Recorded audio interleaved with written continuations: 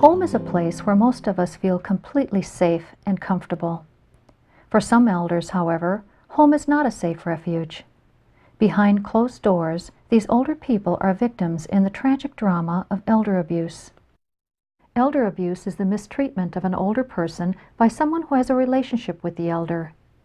It could be a spouse, adult child, friend, neighbor, or caregiver. According to the National Center on Elder Abuse, more than 2/3 of the abusers are family members. Elder abuse can happen to anyone, by anyone, regardless of his or her social class or ethnic background. The results of elder abuse can be seen in the unnecessary suffering, injury, and violation of human rights of the elderly. Hello, I'm Marian Karpinski, and I'll be your host during this program. Elder abuse can happen anywhere. It can happen in group homes, such as foster homes, nursing homes, or assisted living facilities. In this program, we will address elder abuse in the elder's family home.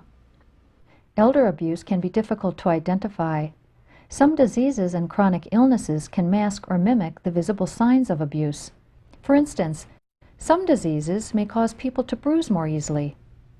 Weight loss may be a symptom of a disease, a caregiver's failure to provide adequate meals, or an elder who refuses to eat nutritious meals.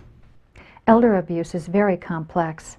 Generally, a combination of factors contribute to elder mistreatment. Abuse is often inflicted in a subtle way, especially if it's premeditated and deliberate. Abuse can be the result of a history of family violence that continues into the person's later years, or violence that begins with a new relationship, such as marriage. Violence is a learned behavior that in some families is passed on from one generation to the next. In these families, abusive behavior is their normal response to life because they have not learned other more appropriate ways to respond. Talking about the learned behavior and the learned violence, I think that it's very important to understand that we all grow up learning how to behave in a family from the family we grew up in. And if corporal punishment and if verbal abuse is part of a person's upbringing and they come up having that be the norm, I think it follows through and translates into older age, that the child who was verbally abused is now going to use that same verbal abuse on the elderly mom or dad who is now bedridden or wheelchair ridden, and think nothing of it because that's how it's done in this family. Unfortunately, I think that it then escalates because the response from the elder is usually nothing or very little because of their fear of making a bad situation worse. And so the frustration coupled with the learned behavior is a recipe for it getting worse. We know abuse gets worse. It does not get better. Elder abuse may happen because the abuser suffers from mental illness or from problems such as alcoholism, drug addiction, and financial difficulty that makes him or her dependent on the elder for support. If there's an abuser who tends to use drugs and alcohol, what we know is that that can give them, first of all, the permission to go through with the abuse, and secondly, it will accelerate it to possibly make it more dangerous and greater than it could have been. Another contributing factor that results in elder abuse is caregiver stress. Not all stressed caregivers are abusers. For some people, the demands of caring for a frail older person, the absence of financial resources and support, and the lack of caregiving skills may lead to abuse or neglect. Without meaning to, a caregiver who lacks proper training can cause bruises, skin tears, and broken bones in the process of moving and positioning an elder. One of the most common things that we see in elder abuse is sometimes what we misconstrue as caregiver stress, when truly what it is is a continuation of family violence, domestic violence, that has probably happened in that relationship for a very long time. And now here we are as family members or healthcare providers, and we have a spouse who's coming to us and saying, you know, it's so frustrating to be the caregiver here because it's just so stressful, and I just am at my wit's end half of the time. And if we say to that person, well, I understand how it is, I really do, it's a very stressful situation, and we are somewhat giving permission for that to continue. We're justifying the abuse because of the caregiver's stress. Ageism is a form of prejudice against older people based upon negative images and stereotypes. Ageism increases the risk of elder abuse. The abuser uses these prejudiced attitudes to justify mistreatment of an elder. The definition of elder abuse varies from state to state, but it is generally agreed that the forms of elder abuse include physical abuse, sexual abuse, emotional or psychological abuse, financial exploitation, neglect, self-neglect, and abandonment. It is important to know what signs and symptoms to look for in identifying each form of abuse, because the abuse is often well hidden by the victim and the abuser.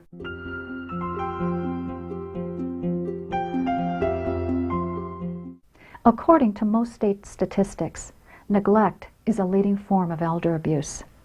Neglect typically means the refusal or failure to provide the necessary care to an elder by someone who has assumed that responsibility. It includes the refusal or failure to provide an elder with life necessities such as food, water, shelter, clothing, personal hygiene, medicine, and personal safety. What caregivers need to remember is that if they are assuming the role of a caregiver, and this could be a paid position or an unpaid position, that they have a certain level, a certain duty to perform their activities with the older person, which in many instances is a family member.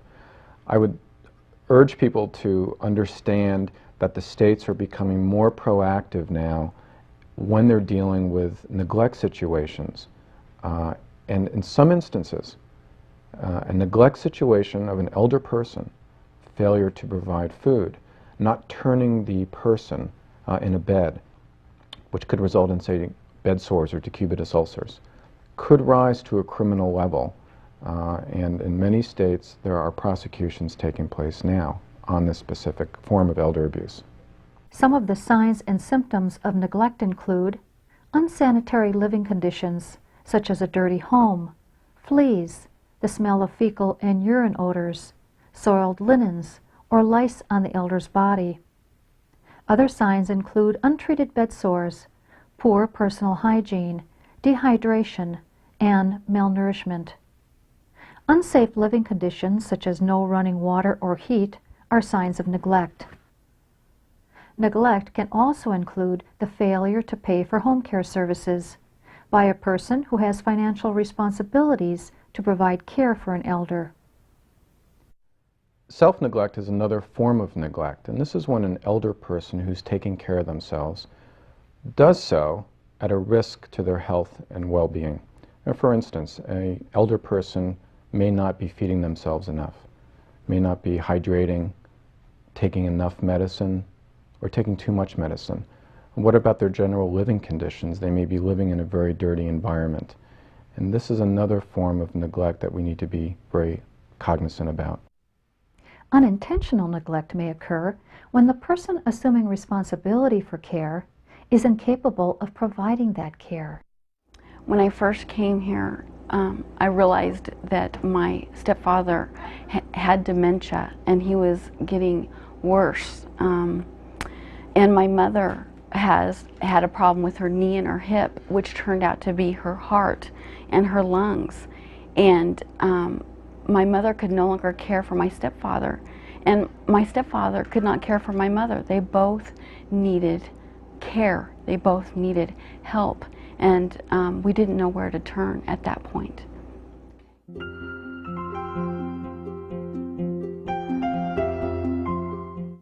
Financial exploitation is a very serious issue as it relates to elder abuse because as people age, they need to keep their monies for taking care of themselves, providing food and shelter, and also medicine. And there are some people out there that are intentionally trying to rip off seniors, whether they're friends, caregivers, or even fraud scam artists. And some things to be mindful about when you're dealing with financial exploitations. Who's got the check writing authority? Is it the senior citizen, or is it perhaps a caregiver that has been able to get their name on the bank registry? What about other legal documents, power of attorney, the sale of property or deeds or trusts are issues to look at as well. Look for sudden changes in bank accounts or unusual banking practices, such as a withdrawal of a large sum of money. You may want to check the elder's bank signature card.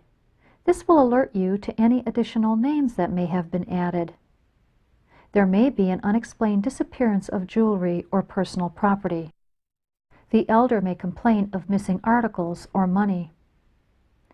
Caregivers or family members may gain unauthorized access to the elder's ATM card and withdraw money from the elder's account without his or her knowledge. The elder who is bed or wheelchair bound or who has dementia is more vulnerable to this type of financial exploitation. And also seniors are vulnerable to the regular scam artist, the door-to-door salesperson, for instance, who wants to sell a new roof, or the telemarketing person that intentionally targets the senior citizen because of their trusting nature and perhaps the availability of funds which they may have.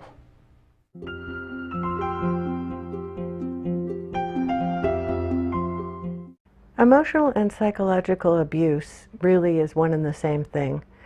It is when an elderly person is being spoken to in a derogatory manner, is being told that they are stupid, that they don't know what they're doing, that they are a bother, when the person who is giving care to them withholds things that they need like medication, clean clothing, clean bedding, affection, food, attention.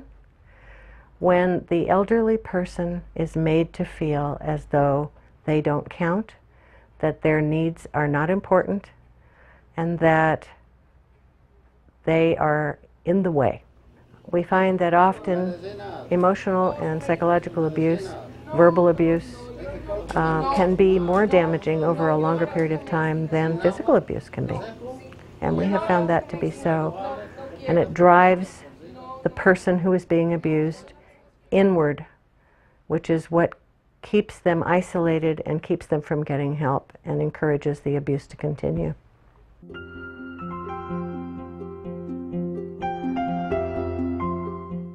Physical abuse is defined as the use of physical force that may result in bodily injury, physical pain, or impairment. Hitting with the hand or an object is only one form of physical abuse. Pulling hair, pushing, shaking, kicking, pinching, and burning include other forms of physical abuse. There was one time when I walked in the room and he had raised his hand, backhand, to my son. And my son is 4 years old. And my son was like this, with his hands up against his face, in fear of what my stepdad was going to do to my son. And of course, I stepped in and stopped that.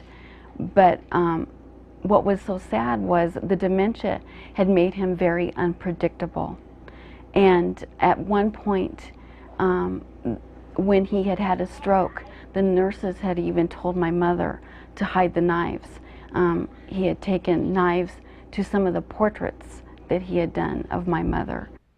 Force feeding, inappropriate use of drugs, and physical restraints are other examples of physical abuse. The signs and symptoms of physical abuse may be bruising or finger mark bruising on the arms or legs. Black eyes, welts, and rope marks are other signs of physical abuse. Broken bones, sprains, dislocations, open wounds, cuts, or punctures may indicate physical violence against an elder. It is important to look for signs and symptoms of abuse, in areas that are not as readily visible as the face and arm, such as the stomach and back. Some abusers deliberately choose those places to hide the abuse.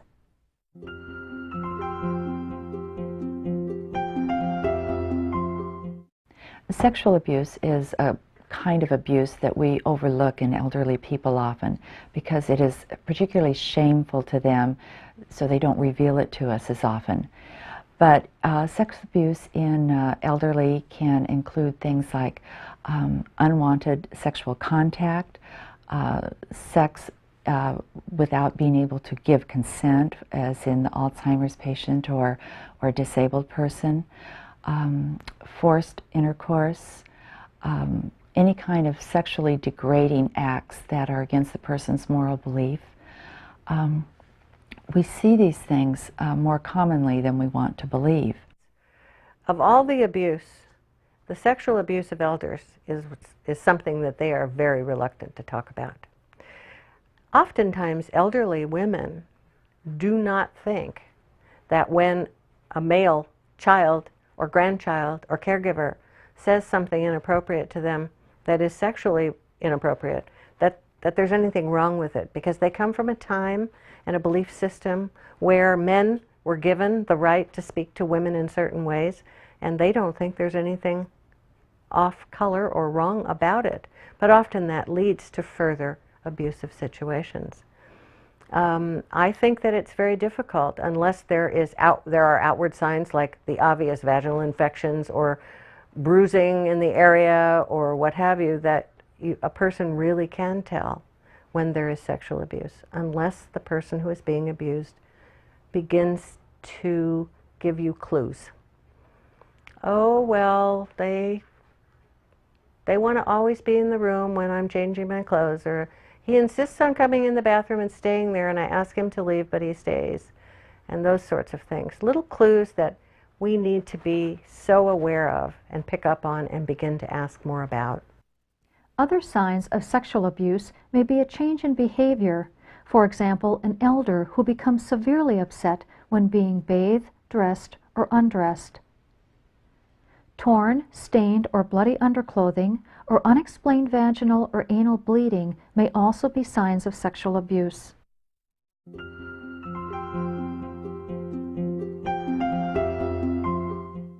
Deserting an elder person by a person who has assumed a level of care or duty of responsibility is called abandonment, and that's another form of elder abuse.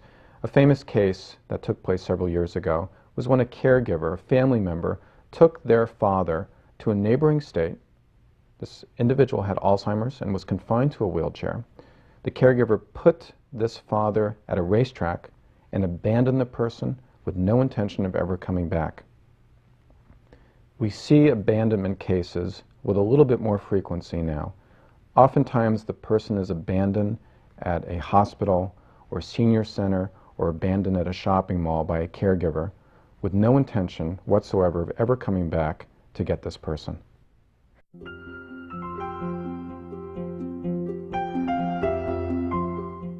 There are some general signs that may indicate abuse is occurring. For instance, the elderly person may complain of being mistreated. Watch for any sudden change in the older person's behavior. For example, a once very talkative person may suddenly become withdrawn and depressed. The person who is being abused often is very reluctant to talk, is very shy and withdrawn. Upon inquiring if everything is okay in the household, will always say quickly, everything's fine, everything's just fine. When you begin to suspect that something might be wrong and you begin to push a little further, you will often notice that the abuser is in the other room listening to what is being said by the abused person, and as a result, the next visit you make will often find a reason for you not to come into the home. The closer you get to an abusive situation, the more there is to protect on the part of the abuser, and the abused person is more fearful than ever, and you will notice more and more agitation on their part because of their fear. Abusers come in all shapes and sizes. No single characteristic identifies an abuser. An abuser uses whatever means possible to deflect attention away from the abuse. An abuser may be someone who was unwilling or would be finding excuses for the home health nurse, for instance, to come into the house, would be making excuses for why this person can't be there. They're asleep, or they're having a bath right now, or they're at the doctor, or they're at the dentist, or they don't want to see you today. You would find normally that this person is very short and doesn't want to engage in any kind of a lengthy conversation with you. Often will speak out the window or with the door just slightly ajar.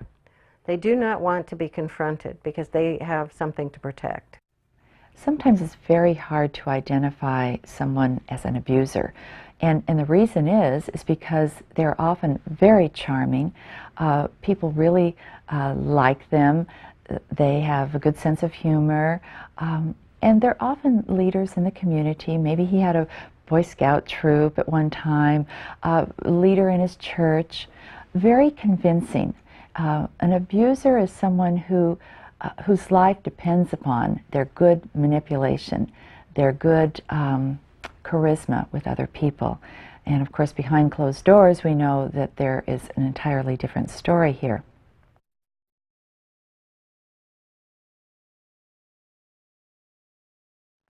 First of all, we all need to get better educated. We need to understand the dynamics. We need to understand the resources in our community. We need to know what to do and to know all the warning signs. So that would be the first thing, is to really raise our own personal awareness. I think then as healthcare providers, another very important thing for us to do is to do some very good screening. When we ask the question, we will get an answer. When we ask about past abuse and present abuse, we'll get some insight into what is going on with this person and how their health is affected. And to do proper screening, we have to be very careful about this, very sensitive to the situation. In other words, you must provide that patient a time alone. And this could be the policy of your home health care or your hospital or facility, that every patient has that private time with his or her health care provider. So you can ask those questions in a way that makes it safe for them to say, yes, I am being abused.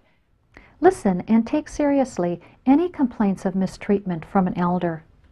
Here are some things to keep in mind if an elder confides in you about an abusive situation. Do not bombard them with questions or interrupt with comments. This may be a very difficult subject for the person to express. Do not jump to conclusions or make accusations. Always respond openly, honestly, and with sensitivity to the elder. Any complaints of abuse from an elder should be reported to the proper authorities. One of the ways we can help prevent elder abuse is to provide family caregivers with education and training in proper caregiving procedures. Families also need support and respite services. We all have a responsibility to help prevent elder abuse, and one of the most important ways to do that is to report it. Most victims do not report abuse because of their shame, denial, fear, and isolation. They may be unable to report abuse because of physical disabilities or because of dementia, such as Alzheimer's. It is very important that we make the report of suspected abuse on their behalf. If the elder is in immediate danger, call 911 to make the report. Most states will take a complaint of suspected abuse anonymously.